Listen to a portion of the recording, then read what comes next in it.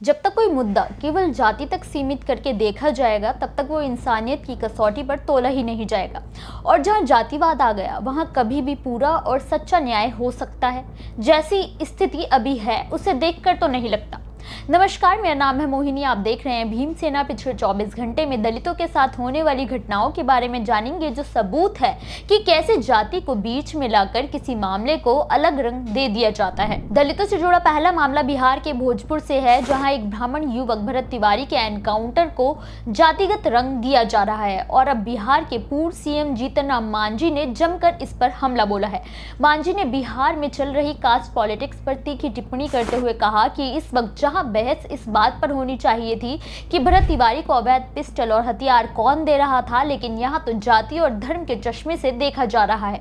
उन्होंने पूछा कि अगर किसी दलित का एनकाउंटर होता तो उसे नक्सली करार दे देते और किसी मुसलमान को मारा जाता तो उसे आतंकी करार दे दिया जाता। फिर भरत तिवारी का इतना महिमा मंडन क्यों किया जा रहा है?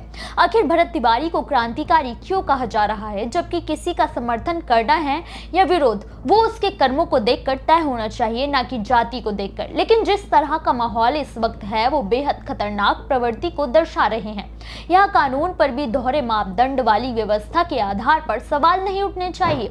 जीतन राम मांझी के इस बयान ने वाकई में सोचने पर मजबूर कर दिया है कि आखिर लोगों की सोच जाति की सहूलियत पर टिक गई है। दलित और पिछड़ा हो तो कानून के खिलाफ ही होगा, भले ही सच कुछ और ही हो। आपकी इस पर क्या राय है, हमें कमेंट करके जरूर बताएं। दलितों से जुड़ा अगला मामला तमिलनाडु के पुदुकोट्टई जिले से है, जहां पिछले 40 सालों से दलित बस्ती में सड़क न होने के कारण वहां रहने वाले दलित समुदाय के लोग अपने परिजनों के शवों को खेतों के बीच से ले जाने पर मजबूर हैं। खेतों के बीच से शव ले जाने का एक सनसनीखेज वीडियो भी अब सोशल मीडिया पर वायरल है, जिसमें एक दलित महिला के शव को धान के खेतों के बीच से ले जाया जा रहा है, जिसके बाद से सरकार की दलितों के लिए नीतियों पर भी कड़े सवाल उठने लगे हैं। ये सनसनीखेज मामला अबुदेयार कोइल तालुक के थियाथुर गांव का है। अंबेडकर नगर बस्ती में रहने वाले दलित आजादी के इतने साल बीतने के बाद भी विकास और बेसिक सुविधाओं से इस कदर वंचित हैं कि उनके पास गांव से बाहर निकलने के लिए पक्की तो छोड़िए,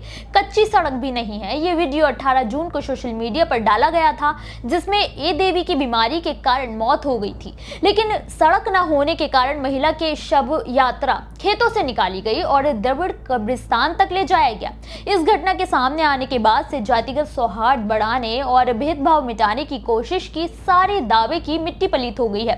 अब देखना यह होगा कि प्रशासन इस पर क्या एक्शन लेता है। क्या पीड़ितों को अब भी सड़क मिलेगी या नहीं, ये तो आने वाला समय ही बताएगा। लेकिन वायरल वीडियो ने तमिलनाडु में जातिगत उत्पीड़न की पोल जरूर खोल दी है। दलितों से जुड़ा अगला मामला भीम आर्मी चीफ और आजाद समाज पार्टी में फूट डालने की कोशिश करने वाले के खिलाफ करारा जवाब है, और ये जवाब दिया है भीम आर्मी के अध्यक्ष विनय रत्न सिंह ने, जिन्हें लेकर लगातार अटकलें उठ रही थी कि वो 2027 के चुनाव में खड़ा होना चाहते हैं, लेकिन चंद्रशेखर आजाद उनकी अवहेलना कर रहे हैं। इसलिए विनय रतन काफी नाराज हैं। वो आजाद का साथ छोड़ सकते हैं और न जाने क्या क्या अफवाहें उठ रही थी, लेकिन अब विनय रतन ने खुद मीडिया के सामने आकर ऐलान किया है कि जनता को किसी भी अफवाह पर ध्यान नहीं देना चाहिए। आजाद की बढ़ती लोकप्रियता प्रतिद्वंदियों से बर्दाश्त नहीं हो रही है। उन्होंने ऐलान किया है कि वो चुनाव नहीं लड़ेंगे और अपने संगठन और आजाद समाज पार्टी को आगे बढ़ाएंगे और उसका नेतृत्व करेंगे। आजाद उनके भाई हैं और वो अपने भाई का साथ कभी नहीं छोड़ेंगे।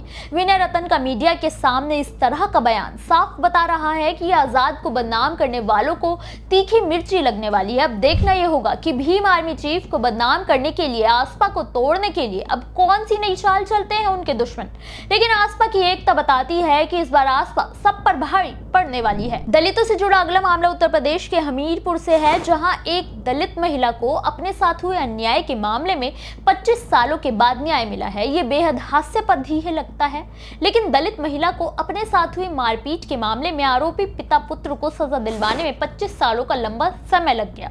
ये मामला हमीरपुर के राट कोतवाली के सरसई गांव का है, जो पीड़िता सुदामा ने 28 सितंबर 2001 को पुलिस को एक प्रार्थना पत्र दिया था, जिसके अनुसार पीड़िता के पति मोतीलाल को आवासीय पट्टा मिली थी, जिससे पीड़िता मवेशियों को बांधती थी और और जरूरी सामान रखा करती थी। बगल में ही आरोपी सोहनलाल की जमीन थी। 21 सितंबर 2001 को आरोपी ने अपने 3 बेटों के साथ मिलकर उसकी जमीन पर कब्जा करने की कोशिश की, जिसका पीड़िता और उसके पति ने विरोध किया था। लेकिन आरोपी भड़क गया और उसने जाति सूचक गालियां देते हुए दंपत्ति के साथ मारपीट की। पीड़िता ने इस मामले में पहले पुलिस से मदद मांगी, लेकिन पुलिस वालों ने मामले को रफा दफा करने की कोशिश की, जिसके बाद उसने कोर्ट का दरवाजा खटखटाया। कोर्ट के आदेश पर पुलिस ने जांच शुरू की। हैरानी की बात तो यह है कि इस मामले में न्याय आने में 25 साल लग गए। विशेष न्यायाधीश SC/ST रणवीर सिंह ने चारों आरोपियों को दोषी करार दिया और 3-3 साल की सजा सुनाई है।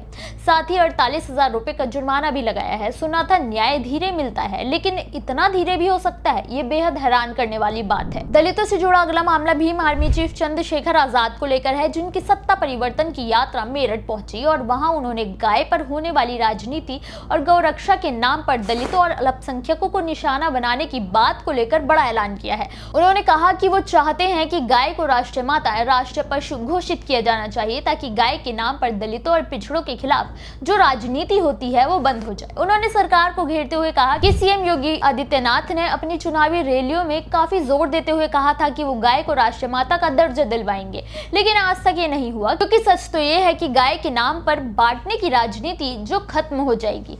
गौरक्षा करने के नाम पर दलित और पिछड़े समाज के लोगों को निशाना बनाना बंद हो जाएगा और राजनीतिक रोटियां नहीं सेकेंगी। आजाद ने सीधे राज्य सरकार को घेरा है। वैसे आजाद की बात पूरी तरह से सही भी है, क्योंकि गौरक्षा के नाम पर कोई ऊंची जाति का कभी कोई शिकार नहीं बनाया जाता है, बल्कि हमेशा बहुजन और अल्पसंख्यक समुदाय के लोग ही निशाना बनाए जाते हैं। मॉब लिंचिंग की जाती है, अपमानित किए जाते हैं। अब सवाल ये है कि क्या राष्ट्रीय माता घोषित होने से ये भद्दी राजनीति बंद हो जाएगी? आपको क्या लगता है? दलितों से जुड़ी इन खबरों पर आपकी क्या राय है? हमें कमेंट करके जरूर बताएं।